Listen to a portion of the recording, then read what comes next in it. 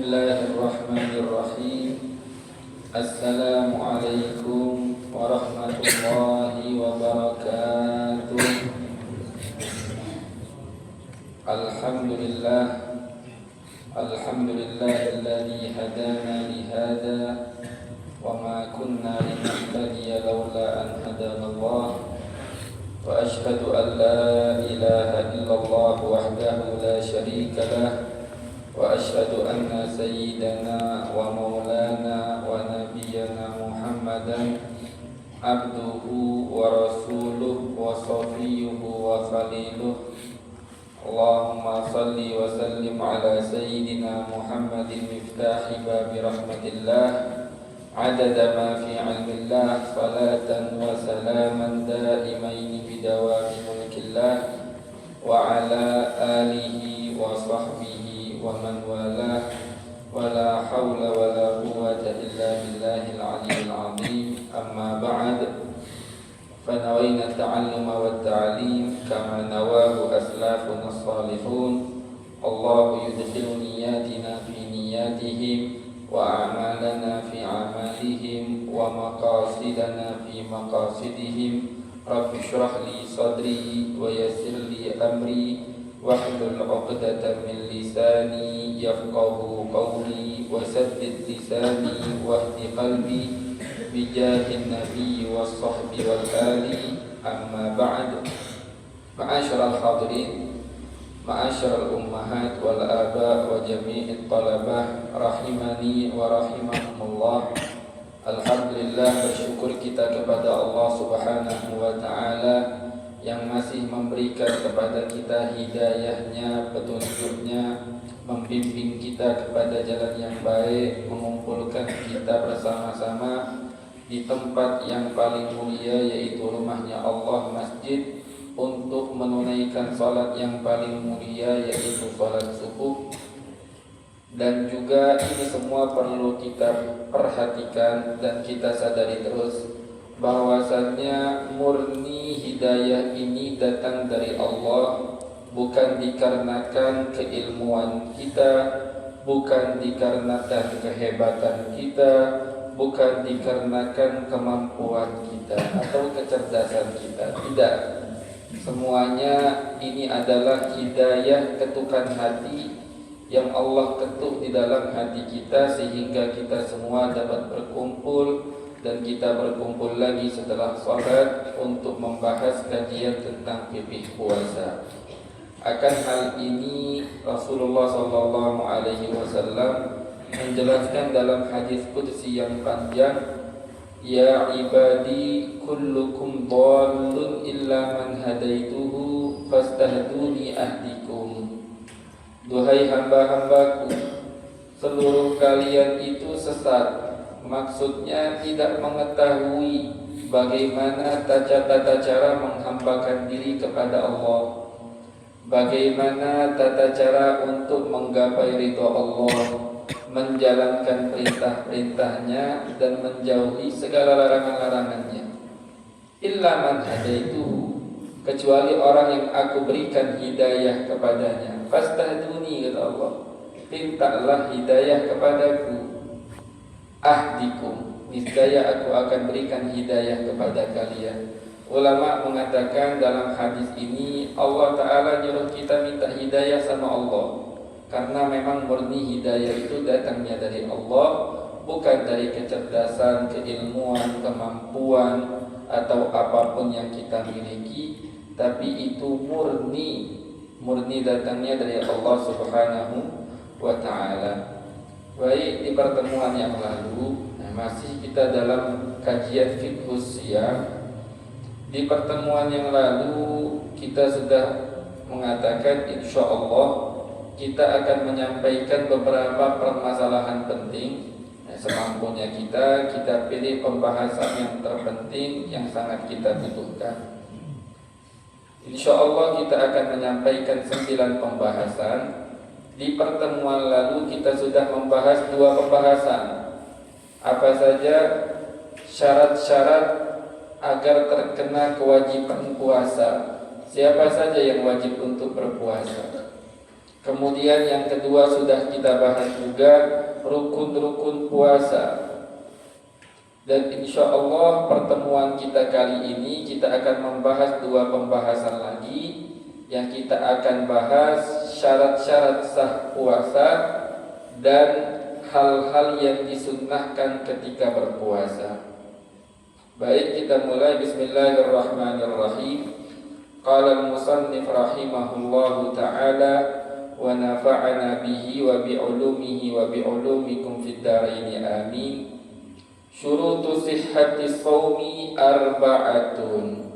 Syarat-syarat sah berpuasa ada 4. Ini perlu diperhatikan. Syarat sah untuk puasa wajib ataupun puasa sunnah, semuanya, semua jenis puasa syarat sahnya ini ada 4 hal ini. Apa saja? Yang pertama al-Islam, beragama Islam. Orang kafir jikalau berpuasa, hukum puasanya tidak sah. Orang murtad, yang pernah Islam berpuasa wajib dituntut untuk berpuasa. Namun jikalau dia berpuasa tidak sah. Jadi yang harus dia lakukan terlebih dahulu balik lagi masuk Islam, puasa agar sah puasanya. Nah, ini permasalahan tentang Islam ini. Wajib agar sah puasanya, wajib Islam dari subuh sampai terbenam matahari. Tidak boleh sempat kufur, tidak boleh sempat murtad walaupun hanya sejenak, walaupun hanya sedetik, walaupun hanya sedetik. Jikalau ada orang puasa sempat murtad sebentar, kemudian masuk Islam lagi, di hari tersebut tidak sah puasanya, batal puasanya. Syarat sah puasa Islam sepanjang hari. Nah, ini perlu dicatat. Di akhir zaman disebutkan di dalam hadis akan banyak terjadi kasus murtad. Dalam hadis disebutkan Nabi meramal yusbihur rajulu mu'minan wa yumsi kafiran wa yumsi mu'minan wa yusbihu kafiran. Pagi masih mukmin, sore sudah kafir. Atau sore masih mukmin, esok pagi sudah kafir. Kok bisa demikian? Dikarenakan banyaknya fitnah-fitnah di akhir zaman. Dan orang-orang akhir zaman bukannya malah membentengi diri dari fitnah-fitnah tersebut dengan wirid, dengan amalan-amalan ibadah atau banyak-banyak berdoa, mereka malah menjauh dan tidak membentengi diri mereka sendiri. Bahkan fitnah di zaman sekarang pun ketika masuk televisi, baru-baru masuk televisi ke dalam rumah, itu banyak orang-orang soleh zaman dahulu mengatakan rumah kita sudah kemasukan setan. Rumah kita sudah kemasukan banyak setan. Baru televisi, dan subhanallah di zaman sekarang ini sudah ada yang lebih hebat ketimbang televisi, yaitu handphone. Di mana-mana kita bawa anak-anak yang masih belum bisa berpikir dengan pikiran yang jernih, belum bisa berpikir apa dampak negatif daripada perbuatan maksiat, sudah berani kita berikan handphone. Itu kata Al-Habib Umar bin Muhammad bin Salim bin Hafid, layaknya kita memberikan pisau kepada anak kecil yang belum mengerti betapa bahayanya pisau, dapat melukai dirinya sendiri. Inilah keadaan kita sekarang yang sudah sangat jelas dan sudah tidak dapat ditutupi lagi. Maka dari itu sangat penting bagi kita untuk menjaga keluarga kita dengan amalan-amalan yang dapat menjaga anak kita dan diri kita dari hal-hal yang bikin murtad. Di antaranya para ulama mengatakan termasuk hal mujarrab untuk agar wafat, agar selalu berada dalam agama Islam, setiap hari jangan lepas membaca Ratibul Haddad. Jangan lepas membaca Ratib Al-Imam Al-Haddad. Dan masih banyak lagi amalan-amalan yang lain yang insya Allah bisa kita amalkan, agar diantaranya ada doa pendek setelah kita baca tahiyat tasyahud akhir itu, salawat. Sebelum salam kita doa, ya muqallibal qulub tsabbit qalbi ala dinik. Ini doa sunnah, diriwayatkan dari Nabi sallallahu alaihi wasallam. Ya muqallibal qulub tsabbit qalbi ala dinik. Wahai zat yang membolak-balikkan hati, mantapkan hatiku atas agamamu. Selalu dalam agama Islam. Nah, jadi syarat yang pertama Islam, harus sepanjang hari Islam. Jikalau sempat murtad walaupun sebentar, maka puasanya di hari tersebut tidak sah. Tidak sah. Nah, sebab-sebab murtad itu banyak. Intinya kembali menjadi 3 kategori. Ada kalanya yang bikin murtad itu sebab ucapan, dan ini yang banyak sekali menyebabkan orang murtad.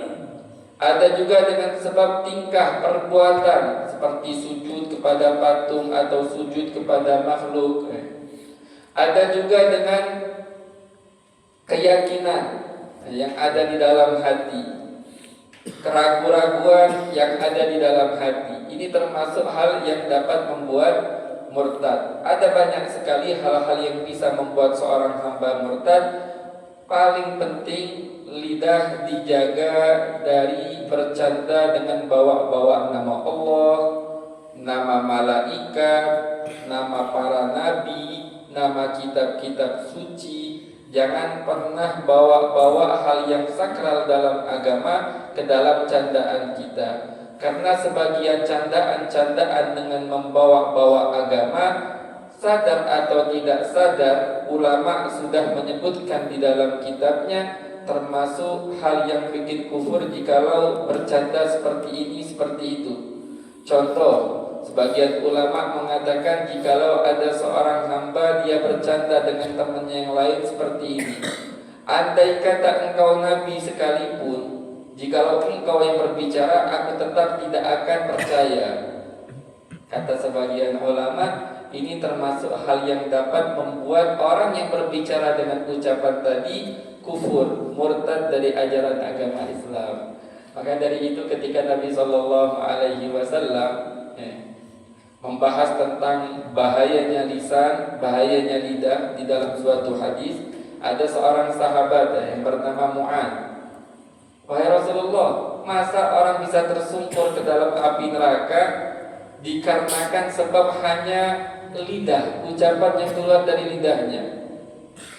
Nabi ngomong, hai Mu'ad, ditegur sama Nabi.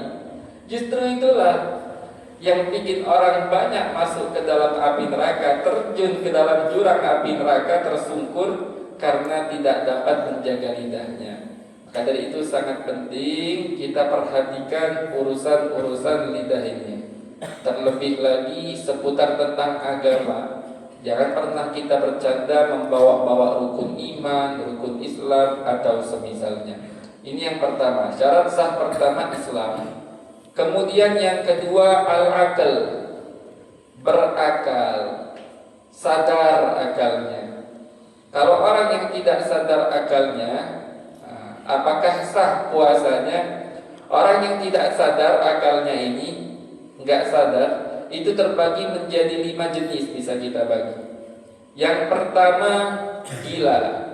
Orang gila jikalau puasa tidak sah puasanya. Dan bahkan jikalau orang pertama pas mulai puasa dalam keadaan waras, kemudian di tengah siang hari Ramadan dia terkena gila, batal puasanya. Walaupun sempat gila cuma sebentar, sedetik atau kurang dari sedetik atau hanya lebih sedikit, gila walaupun sebentar membatalkan puasa. Ini yang pertama. Yang kedua dan ketiga, mabuk dan pingsan. Mabuk dan pingsan apakah membatalkan puasa? Mabuk dan pingsan jikalau memakan waktu sepanjang hari, dari sebelum subuh sampai maghrib, tidak sadar-sadar, itu batal puasanya. Kalau orang sudah pasang niat dari malamnya, batal puasanya. Tapi kalau sempat sadar, walaupun hanya sebentar, setengah jam atau kurang, walaupun hanya sebentar, sah puasa orang yang pingsan dan sah puasa orang yang mabuk. Ini jelasnya dia mabuk sebelum masuk waktu subuh. Kalau setelah masuk waktu subuh dia mabuk, batal dikarenakan makan dan minum terlebih dahulu.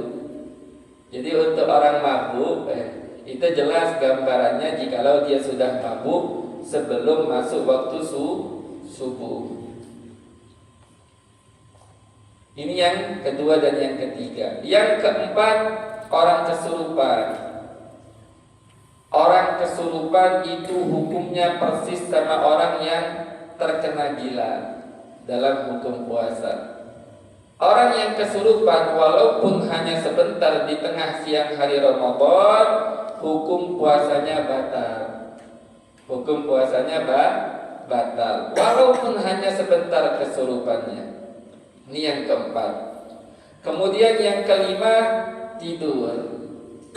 Apakah tidur membatalkan puasa? Tidur yang hanya sebentar, 1 jam, 2 jam, 3 jam, jelas tidak membatalkan puasa. Namun yang sering ditanyakan, jikalau tidur sepanjang siang Ramadan, mulai dari subuh sampai terbenam matahari tidur. Dari sebelum subuh sampai terbenam matahari tidur. Apakah membatalkan puasa? Tidak. Puasanya tetap sah. Nah, namun tidak sholat. Urusan tidak sholat atau itu tidak membatalkan puasa. Puasanya tetap sah. Tapi yang menjadi pertanyaan, apakah dapat pahala puasanya? Untuk permasalahan dapat pahala atau tidak, sebagian ulama mengatakan barang siapa yang melakukan sebagian rukun Islam namun tidak melakukan sebagian rukun Islam lain, maka dia tidak mendapatkan seluruh pahala rukun-rukun Islam. Contoh, ada orang dia sholat, zakat, haji, namun dia tidak puasa. Sebagian ulama mengatakan seluruhnya sholat, zakat, haji tidak dapat juga pahala.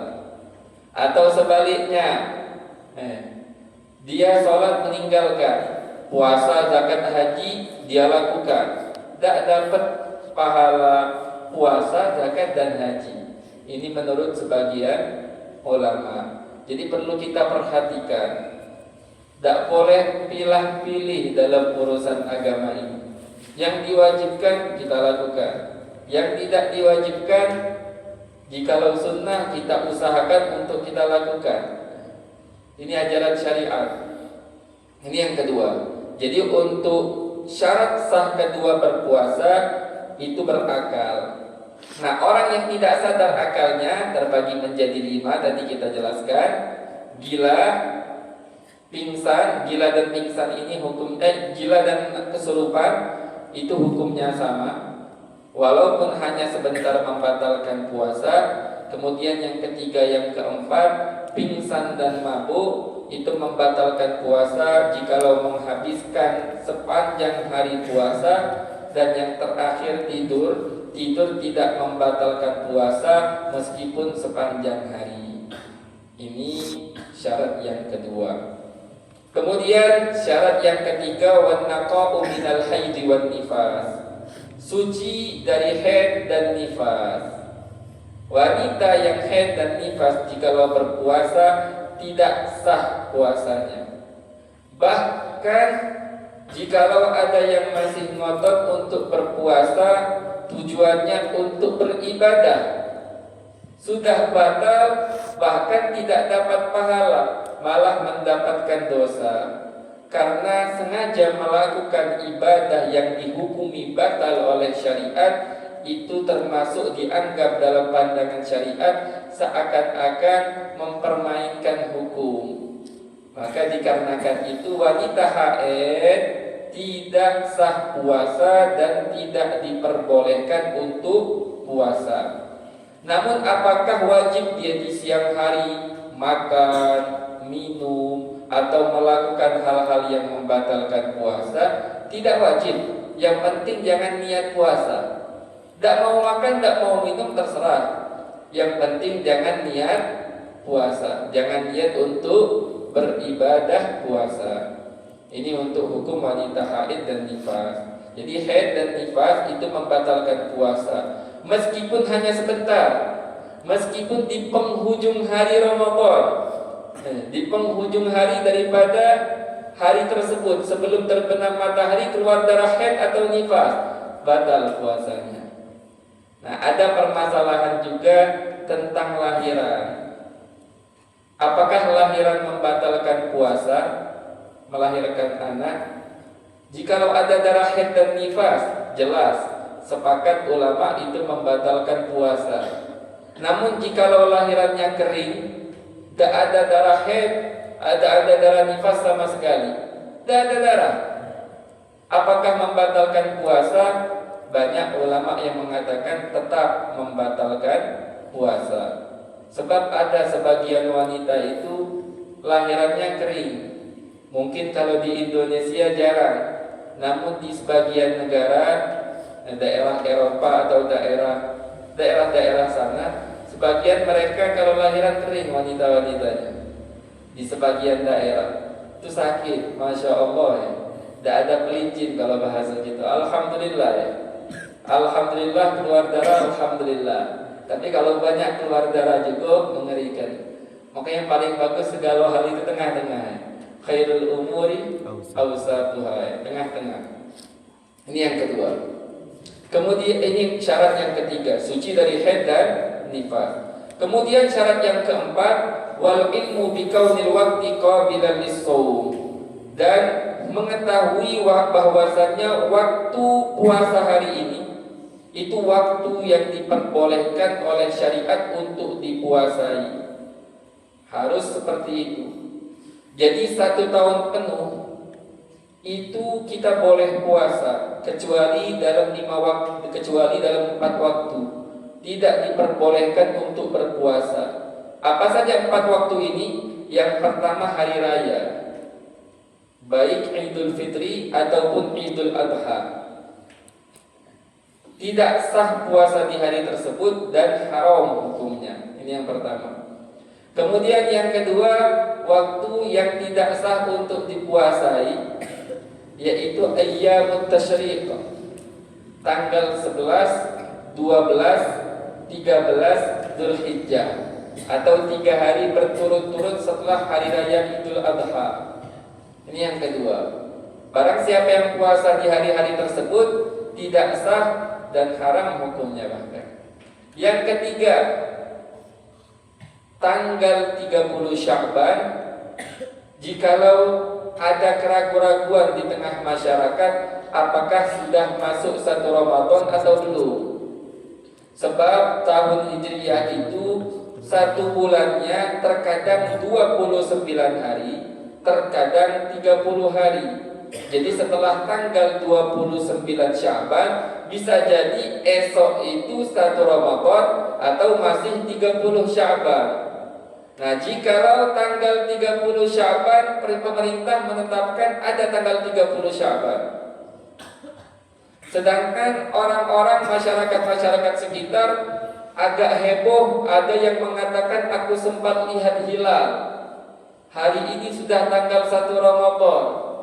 Nah, hari tersebut tanggal 30 Sya'ban ini yang masih ditetapkan pemerintah masih bulan Sya'ban, itu dianggap disebut oleh ulama fikih sebutannya Yaumus Syak, hari ragu. Karena sebagian mengatakan sudah 1 Ramadan, sebagian lagi masih mengatakan 30 Sya'ban, dan yang ditetapkan pemerintah masih tanggal 30 Sya'ban. Hari tersebut disebut hari Syak, hari keraguan-raguan. Di hari tersebut tidak diperbolehkan berpuasa. Jikalau berpuasa tidak sah dan hukumnya haram. Bukannya malah ibadah, tidak sah dan juga haram. Disebutkan di dalam hadis Rasulullah SAW bersabda, barang siapa yang berpuasa di Yaumus Syak, hari ragu, maka dia telah melanggar ajaran Abul Qasim, yaitu Nabi Muhammad sallallahu alaihi wasallam. Nah, tidak boleh kecuali salah satu ada empat, kecuali dalam 4 keadaan. Diperbolehkan berpuasa di Yaumus Syak. Apa saja 4 keadaan ini? Yang pertama, jikalau dia punya hutang qadha Ramadan, punya hutang qadha puasa, boleh puasa di hari Syak. Kemudian yang kedua, jikalau dia punya hutang nazar, boleh dianya puasa di tanggal 30 Sya'ban. Jikalau dia punya hutang bayar kafarah tebusan, boleh dianya untuk berpuasa di tanggal 30 Sya'ban. Dan yang keempat, jikalau dia punya wiritan puasa, contoh dia punya wiritan puasa Senin Kamis, tidak putus-putus. Subhanallah, kebetulan tanggal 30 Sya'ban hari Senin atau Kamis.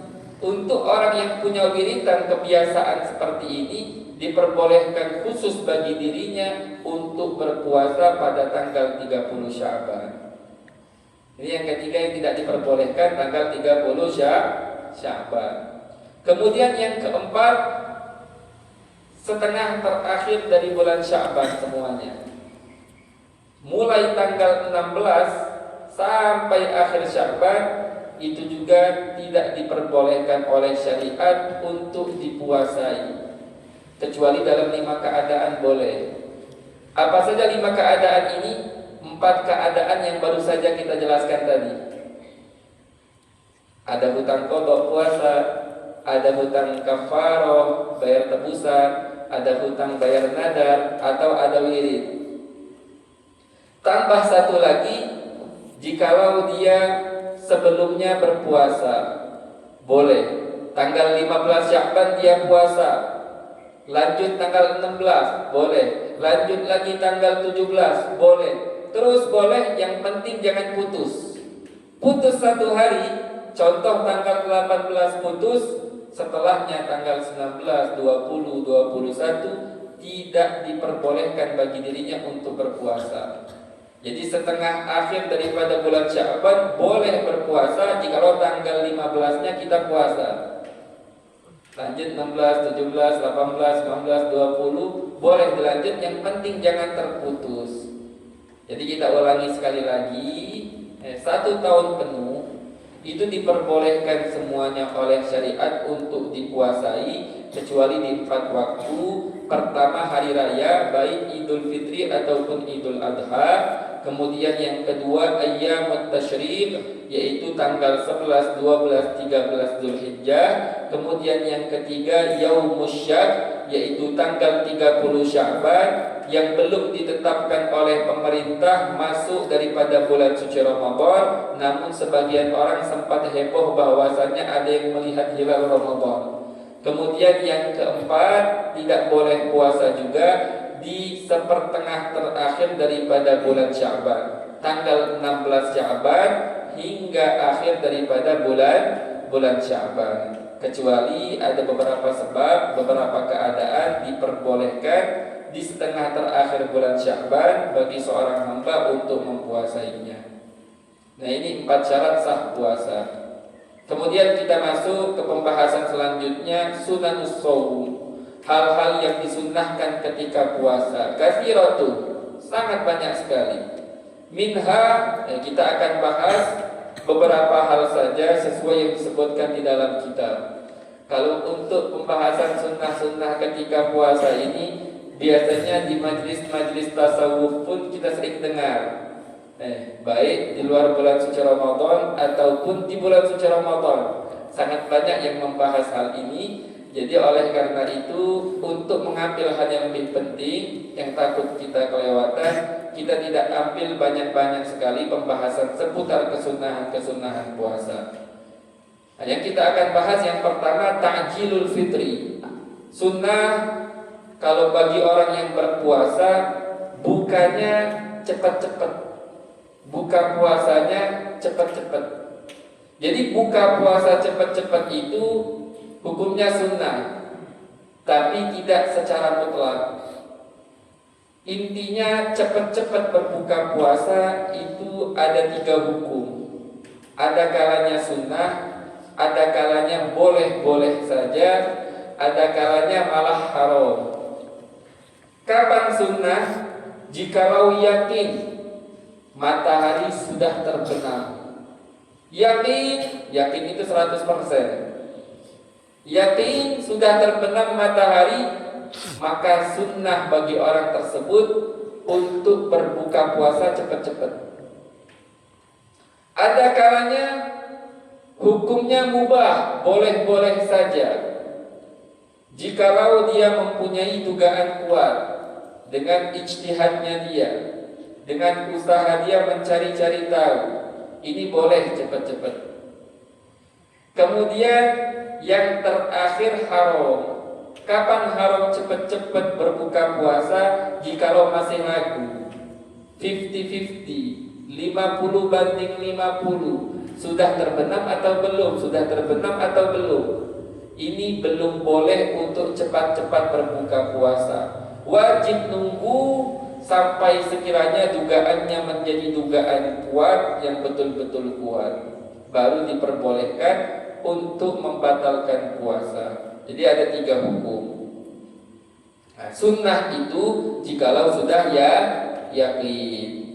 Nah, sekarang ada permasalahan. Jikalau ada orang sudah yakin masuk waktu maghrib, sudah yakin matahari ini sudah terbenam, kan sunnah bagi orang tersebut untuk takjil, cepat-cepat membatalkan puasanya. Namun dia tidak mau.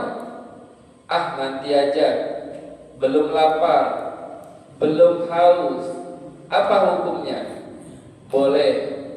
Namun jangan anggap hal yang kita lakukan itu perbuatan yang mulia. Jikalau dia menganggap itu perbuatan yang mulia, memang dianjurkan oleh syariat untuk telat-telat berbuka, malah dia melakukan hukum makruh. Hal yang dia lakukan itu hukumnya makruh. Ada sebagian kelompok yang mereka itu sengaja menunda-nunda waktu berbuka puasa, dan mereka menganggap itu hal yang mulia. Nah, ini hukumnya makruh. Rasulullah SAW telah meramalkan akan hal ini. Di dalam hadis Rasulullah SAW bersabda, "La tazalu ummati ala sunnati ma lam tantadir bi fitrihan nujum." Senantiasa umatku selalu berada di atas rel ajaranku selama mereka tidak menunggu untuk berbuka puasa, nunggu gelapnya sampai ada bintang. Kalau nunggu sampai ada bintang baru galak berbuka, berarti kata Nabi SAW, mereka sebagian sudah keluar dari sunnahku, dari ajaran Nabi SAW. Al-Habib Salim bin Abdullah bin Umar Asy-Syatiri, beliau mengatakan di dalam kitabnya, ini ada ramalan dari Nabi bahwasanya di akhir zaman itu ada kelompok yang bernama Rafidhah, atau dikenal juga dengan sebutan Syiah. Mereka ini tidak mau berbuka kecuali langit sudah sangat gelap dan bintang-bintang sudah mulai bermunculan. Nabi SAW meramalkan, umatku masih baik selagi belum ada orang-orang yang menunggu buka sampai bintang bermunculan. Ini ramalan langsung dari Nabi SAW bahwasanya kelak nanti ada ajaran seperti ini, aliran seperti ini, yang diberikan nama oleh ulama dengan sebutan Rafidhah, atau diberikan nama juga oleh ulama dengan sebutan Syiah. Ini yang pertama. Kemudian yang kedua, wa ta'khirus suhur. Sunnah mengakhirkan sahur. Sahur itu hukumnya sunnah. Makan sahur hukumnya sunnah. Mengakhirkan makan sahur kesunahan lain lagi. Jadi double pahalanya. Makannya sunnah, mengakhirkan sahur sunnah. Kapan masuk waktu sahur? Masuk waktu sahur itu di pertengahan malam terakhir. Setengah malam terakhir itu sudah bisa melakukan sahur untuk mendapatkan kesunahannya. Namun afdolnya diakhirkan sampai sudah mendekati mau masuk waktu terbit fajar shadiq, alias mau masuk waktu sholat subuh. itu sunnah diakhirkan. Tapi jangan terlalu akhir. Usahakan ada jarak antara makan dan minum atau melakukan hal-hal yang membatalkan puasa dengan fajar shodiq. Ada jarak dalam kadar waktu 50 ayat sedang, dibaca dengan bacaan yang sedang. Berapa menit itu kata ulama? Ada ulama yang mengatakan itu 10 menit. Ada yang mengatakan 15 menit. Al-Habib Salim Asy-Syadhili dalam kitabnya mengatakan 20 menit. Jadi sunnah imsak. Imsak itu hukumnya sunnah. Bukan tujuannya hanya untuk berhati-hati saja, namun memang diterapkan oleh Rasulullah SAW. Ada seorang sahabat, dia pernah pada suatu hari sahur sama Nabi. Dia ingin memperhatikan bagaimana Nabi SAW sahur. Makan minum sama Nabi, Nabi mengakhirkan sahur. Namun jarak antara terakhir Nabi makan dan minum dan terbitnya fajar shodiq, sahabat tersebut mengatakan kadar 50 ayat yang sedang dibaca dengan bacaan yang sedang. Kurang lebih 10 atau 15 atau 20. Kalau di Indonesia ini waktu imsak biasanya dijadwalkan 10 menit. Nah, ada yang kalau sebagian ulama 15 menit, ada yang sebagian lagi 20 menit. Nah, tapi perlu diperhatikan. Jadi masalah azan subuh ini belakangan ini bukan hanya di Indonesia, di mana-mana pun, bahkan di negeri Arab pun terjadi banyak perbedaan pendapat antara para ulama. Kapan masuk waktu subuh? Ini perlu kita pahami agar kita ketika puasa sah puasa kita. Kapan fajar shodiq itu muncul? Kapan? Sebagian ulama ahli falak mengatakan jikalau matahari jaraknya sama ufuk agak jauh, kurang lebih 21 derajat. 21 derajat jaraknya mau naik ke ufuk, itu sudah masuk waktu subuh. Sebagian ulama mengatakan 19, sekian derajat. Jadi agak lama mereka ini yang berpendapat 19, sekian derajat. Azan subuhnya agak telat. Yang mengatakan 21 derajat masuk waktu subuhnya agak cepat. Nah, wallahu a'lam, pemerintahan kita sekarang ini apakah mengikuti pendapat yang 21 derajat atau 19, sekian? Di daerah kita mengambil pendapat yang mana? Wallahu a'lam. Nah, yang terpenting bagi kita untuk ihtiyat dalam urusan puasa dan sholat. Dalam urusan sholat kita agak telatkan dikit, biar sah menurut seluruh pendapat. Tapi untuk urusan puasa kita anggap seakan-akan yang lebih cepat masuk waktu subuhnya, agar puasa kita sah menurut seluruh pendapat ulama. Makanya guru kami mengatakan lebih baik di zaman sekarang ini untuk imsak menahan diri itu usahakan jikalau bisa 30 menit lebih bagus. 30 menit lebih bagus. Kenapa? Karena banyaknya perbedaan pendapat tentang kapan masuknya waktu subuh di kalangan para ahli falak, para ulama yang fokus dalam permasalahan perbintangan dan semisalnya. Ini yang kedua, mengakhirkan sahur. Nah, di dalam hadis Rasulullah sallallahu alaihi wa ala alihi wa sahbihi wasallam bersabda seputar tentang makan sahur. Rasul bersabda, "As-sahuru akluhu barakah, fala tad'u." Sahur itu, makan sahur itu berkah. Jangan ditinggalkan sama sekali. Walau an yajra'a ahadukum mimma, meskipun cuma meneguk satu tegukan daripada air, meskipun hanya satu tegukan dari air, sahur, berkah makan sahur tersebut. Kata ulama, maksud berkah ini pahalanya besar di sisi Allah Subhanahu wa ta'ala. Nah, dan perlu diperhatikan juga, kata ulama, sebagian orang yang makan sahur tidak diberikan keberkahan oleh Allah. sebagian lagi diberikan keberkahan oleh Allah. Makanya buktinya sebagian uang yang diberikan keberkahan oleh Allah ketika sahur, walaupun makan atau minumnya sedikit, esok hari ketika puasa tidak terlalu lapar dan tidak terlalu haus. Kalau lapar atau haus, lapar yang wajar, haus yang wajar, haus yang biasa-biasa saja. Kalau orang yang tidak diberkahi dengan makanan sahurnya, walaupun makan banyak, minum banyak, puasa esok harinya tetap terasa sangat haus, sangat lapar. Kata ulamanya, biar kita tidak tergolongi orang yang tidak mendapatkan keberkahan makan sahur, baca pas ketika kita makan sahur atau setelah makan sahur, baca surah Li'ila fi Quraisy. Barang siapa yang membaca surat Li'ila fi Quraisy ketika sahur atau setelah sahur, insya Allah esok harinya tidak terlalu lapar dan tidak terlalu haus. Nah ini sering. Gak apa-apa, walaupun sebelum makan sahur baca bareng-bareng sama anak, sama istri, sama keluarga. Bismillahirrahmanirrahim. Ila fi Quraisy, ila fihim rihlatash shita'i was-shayf. فَلْيَعْبُدُوا رَبَّ هَذَا الْبَيْتِ الَّذِي أَطْعَمَهُمْ مِنْ جُوعٍ وَآمَنَهُمْ مِنْ خَوْفٍ.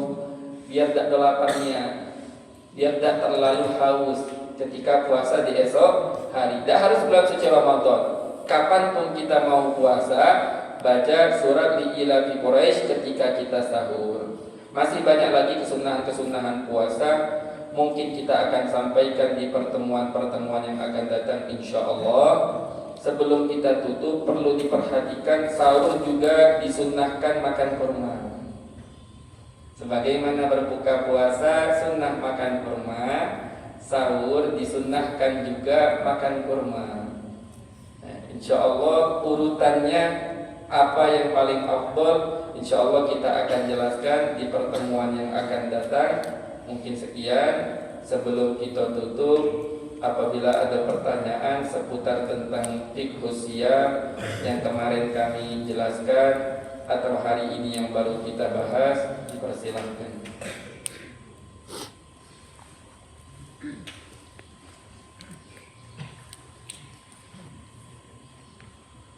Yang punya pertanyaan dipersilakan.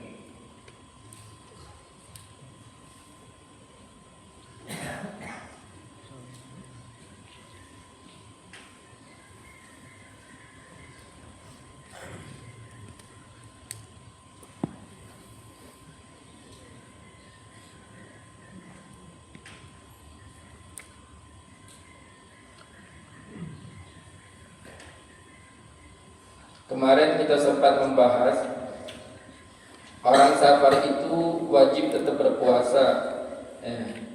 Boleh tidak berpuasa jika ada 3 syarat.